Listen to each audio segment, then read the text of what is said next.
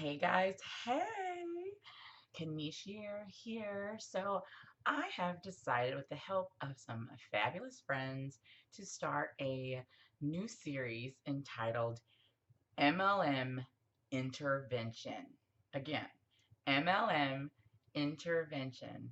And it's because I have found myself very recently really digging in to more than two MLM or direct selling companies.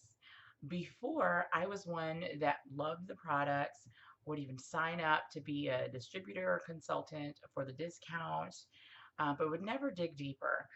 Just never really felt that pull to do so until recently.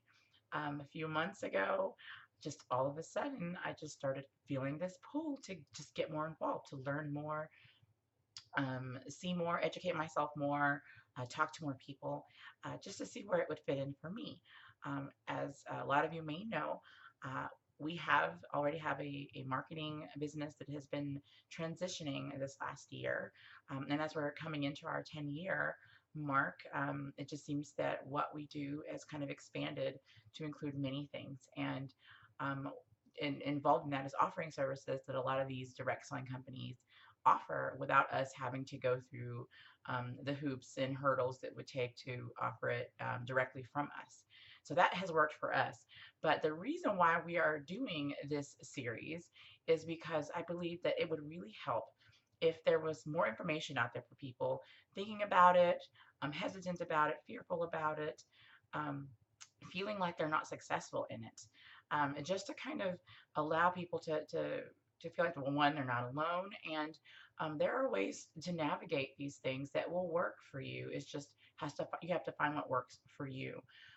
It's not a one size fits all, but you have to take the information that's given and the success stories, and you fit them into who you are and kind of what your goals are. I think that we'll get excited. We jump in and we see these success stories and these paths to success, which are brilliant, but we might have to tweak them just a little bit to make them work for us. So this is kind of an intro to that series to just kind of get you thinking. And I've even been thinking about actually before even the idea that came from my friend Kelly that said that to do something on Facebook Live for a while, and then with the intention of doing some live events, seminar, learn lunch and learns, or kind of whatever organically comes from that. But at least we can get the information out there, start encouraging people. Allow for people to ask questions and just whatever comes up. So the first thing I'm gonna start with is hold your horses. You don't have to go all in right away. Now, I believe, you go to a fabulous event and the company offers a great sign up to for the discount or for the products. I think that that is totally a great idea, especially if you love the products and believe in the mission of the company. But I think a lot of us will jump in and we will just hit the ground running before seeing exactly what is it that we want the MLM to do for us. I think we get excited and we think about making all the money, which is nothing's wrong with that. But then when we get started, we haven't kind of figured out what our why is, why we want to use this company, and where it fits into our current what we're doing. Then we lose steam pretty quickly, get disenchanted with it, and we kind of either quit or get a bad taste in our mouths or just feel like a failure. And that's one of the biggest things that I just really want to do is to encourage people to say that just because what you're doing right now isn't working in the way you thought it would at this time, it does not mean that you're a failure. It does not mean that you're meant to quit. It just means you might need to retool the thinking, kind of dig back in and figure out and say to yourself, self, why am I doing this? What is my ultimate goal? If I just, pulled out whatever company it is and decided to say, what am I reaching for? Am I trying to make a bit extra more money? Am I trying to stay home with my family more? Am I trying to start this other business? What am I working towards? Because once you go towards that, then you can start kind of really pulling the layers off and finding out why is that important to you? What do you plan on doing it with that once you've reached that goal.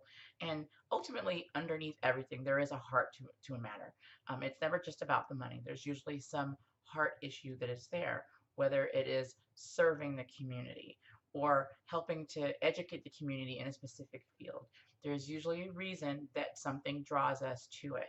And I believe that when we take that time to figure that out, it will make us a whole lot more successful, actually a quicker than without taking that time to figure that out. If we just focus on, I just need to make money, it's very easy to lose steam in that because that is not hitting the heart of the matter, which is where we will draw our strength when things get difficult and when all of those challenges arise. So hold your horses, find your why, figure out where does it fit into what you're already trying to do or where you're heading, those goals. And then you kind of figure out how to take the success stories and the paths to success that this company is providing you, and you make it work for you. And most of the time, you're going to have a great mentor person that has traveled the path that you're trying to go in a different way, of course, that will encourage you along that way. And you can go to them and tell them, this is how I see this working for me. How do I take the resources that this company is giving us and use that to make it work for what my goals are? So let the company work for you. You don't work for the company. That's a lot of the reasons why we want to supplement with these other side businesses, because we want to have the control over what we're doing, where we're headed, and where our family is headed. So I say this as our first part of the series. Hold your horses. Let the company work for you and not you for the company. And I will see you guys in the next one.